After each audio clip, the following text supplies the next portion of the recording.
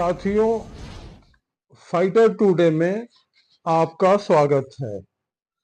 Fighter today को subscribe कर दीजिए, बेल आइकन को दबा दीजिए। आज मैं उस टॉपिक पर बात करना चाहता हूं जो कि बहुत हलचल पैदा किया हुआ है। कुछ लोगों के अंदर गलतफहमियां हैं कि गवर्नमेंट बन गई, ज्यादा दिन रुक नहीं पाएगी। इस पर मेरा अपना ख्याल थोड़ा सा अलग है, या यूं मैं एक शेर कह दूं, जो जीता वही सिकंदर। और हकीकत यही भी है, हमारे मोदी जी कोई कच्चे खिलाड़ी नहीं है, बहुत ही पक्के खिलाड़ी हैं। आप बता दीजिए, इतने दिनों तक उन्होंने शासन किया, क्या कोई पार्टी या कोई एमएलए और एमपी उनको छोड़कर गया? बल्कि उन्होंने लोगों को अपने में मिलाया ही। कैसे आप उम्मीद कर सकते हो कि मोदी की पार्टी में जैसे टीडीपी हुआ और नीतीश के एमपीस हुए, वो छोड़ करके चले जाएंगे? ये तो मुमकिन ही नहीं है। जब वो आ गए, यकीनन उनको भी कांग्रेस की तरफ से अच्छा सा ऑफर मिला होगा। ये तो है नहीं कि ऑफर न मिला होगा। उस ऑफर के बावजूद मोदी का ऑफर इतना वजनदार था कि उनका ऑफर फेल हो गया। तो कैसे आप उम्मीद कर सकते हैं कि शासन में होते हुए कोई मोदी जी से आंख मिला सकता है या उनसे अलग हो सकने की हिम्मत कर सकता है? मेरे ख्याल से तो ऐसा होना मुमकिन नहीं है। जो लोग ये सोच रहे हैं वो ख्वाबों की दुनिया में हैं। उनकी अपनी सोचे जो है अपनी जगह है। आप देखते रहिए, इंतजार करते रहिए।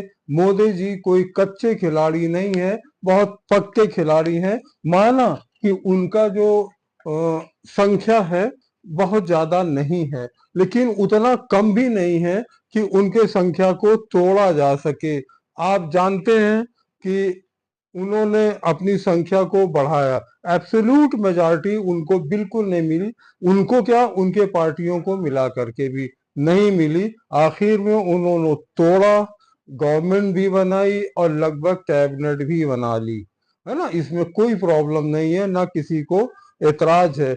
आप ये जानते ही होंगे कि कम से कम 2/3 बहुमत अगर आपके पास है तो संविधान में परिवर्तन करना ये सब आपके लिए आसान होता है। अगर 2/3 बहुमत नहीं है तो कोई भी परिवर्तन, जो खास तौर का परिवर्तन है, वो करना आपके लिए मुश्किल होगा। मोदी जी को उनके एमपीस ने, उनके उनके जो अलायंस है उनके एमपीस ने उनको अपना नेता चुना। नेता चुनने का मतलब ये हुआ कि प्रधानमंत्री उनको बनाया। बाकी काम प्रधानमंत्री को होता है, मंत्रियों का चुनाव करना, अपनी कैबिनेट का गठन करना।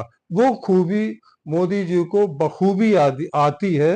वो उनको किसी से सीखने की जरूरत नहीं है।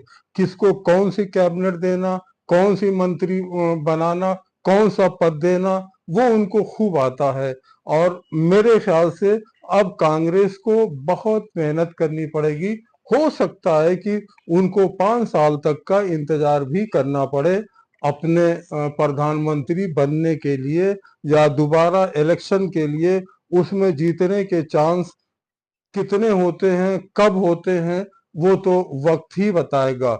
लेकिन मेरे ख्याल से मोदी जी का हाथ उतना फ्री नहीं होगा। कहीं ना कहीं उन पर दबाव जरूर होगा, उन पर दबाव जरूर होगा।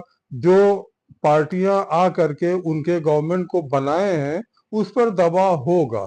और वो चीज सोच समझ करके ही मोदी जी को अपने फैसले करने पड़ेंगे। ये भी हो सकता है कि जो कांग्रेस के अपने अलायंस हैं, शायद वो भी उनके साथ को छोड़ दें, वो भी जाकर के मोदी जी में मिल जाए। क्यों? ऐसा हो सकता है। ऐसा कई बार देखा गया है कि मोदी जी ने और पार्टियों के एमपीस को तोड़े हैं, अपने में मिलाए हैं। सबसे बड़ी जिम्मेदारी राहुल जी की ये बनती है कि वो अपने अलायंस को बना के रखें, अपने अलायंस को जोड़ के रखें। अगर वो मजबूत होते हैं, यकीनन अगर वो मजबूत होते हैं तो उम्मीद कर सकते हैं कि उधर से टूट के कोई आ जाए, लेकिन वो खुद ही कमजोर होंगे। एक दो चार छह अगर टूट करके उधर चले जाते हैं तब तो उम्मीद करना एक बेवकूफी सी होगी। शायद ये भूल जाएं, ये ख्वाबों की दुनिया में रहें कि मोदी की गवर्नमेंट 5 साल तक नहीं चलेगी। मुझे तो उम्मीद है कि गवर्नमेंट बिल्कुल 5 साल चलेगी। बाकी तो ऊपर वाले के हाथ में सब कुछ है। कब तक चले ये तो बात की बात है।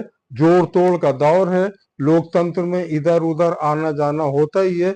लेकिन इतना तो आपको पता ही है कि कितने एमपीस अपने पार्टी के तोड़ करके दूसरे पार्टी में जा सकते हैं, अगर उनकी एमपी की सीट बरकरार रखनी है तब। ऐसा नहीं है कि किसी पार्टी से दो चार लोग टूट के चले जाएं। टूट के जाएंगे तो उनका जो इलेक्शन है अपने आप कैंसिल हो जाएगा, वो इलेक्शन नहीं माना जाएगा। बाकी वक्त पे छोड़िए, वक्त के हालात पे छोड़िए। Thank you.